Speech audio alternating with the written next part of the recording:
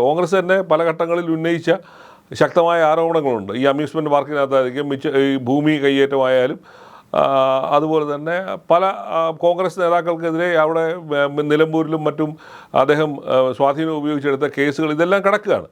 അപ്പോൾ അതൊക്കെ ഇനി ഒരു ഭരണമാറ്റത്തിലേക്ക് മാറുന്ന ഒരു സാഹചര്യം ഉണ്ടായാലും ഒരു പക്ഷേ അതൊക്കെ മറക്കുമ്പോഴൊക്കെ ചെയ്തെന്നിരിക്കുക. അപ്പോൾ ഇതൊക്കെ മറക്കാനും പിന്നെ രാഷ്ട്രീയക്കാർ സ്ഥിരം പറയുന്ന ഒരു ഡയലോഗ് ഉണ്ടല്ലോ, രാഷ്ട്രീയത്തിൽ പെർമനൻ്റ് ആയിട്ടുള്ള ശത്രുക്കളുമില്ല, പെർമനൻ്റ് ആയുള്ള മിത്രങ്ങളുമില്ല.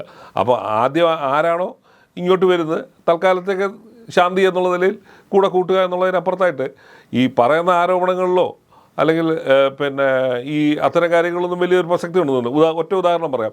ആർ ബാലകൃഷ്ണപിള്ള ഇന്ത്യയിൽ ആദ്യമായിട്ട് അഴിമതി നിരോധന നിയമപ്രകാരം അകത്തായ ആളാണ് ആർ ബാലകൃഷ്ണപിള്ള.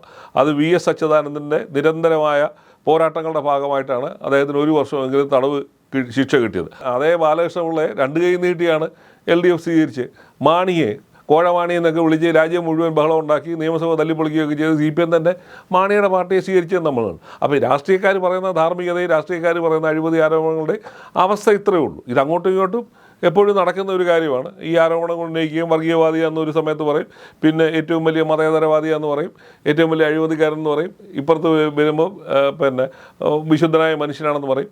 അപ്പോൾ അതൊക്കെ തന്നെയാണ് രാഷ്ട്രീയക്കാരുടെ ഒരു സ്ഥിരം പരിപാടി. അപ്പോൾ ആ പറഞ്ഞതൊക്കെ ആൾക്കാരുടെ മറന്നു പോകും എന്നുള്ള ധാരണയിലാണ് ഇരിക്കുന്നത്. പക്ഷേ ഒരു തെരഞ്ഞെടുപ്പ് വരുമ്പോൾ ഇതൊക്കെ ഏത് തരത്തിൽ വന്ന് വെളുപ്പിക്കാൻ പറ്റും എന്നുള്ളതായിരിക്കാം കണ്ടറിയണം.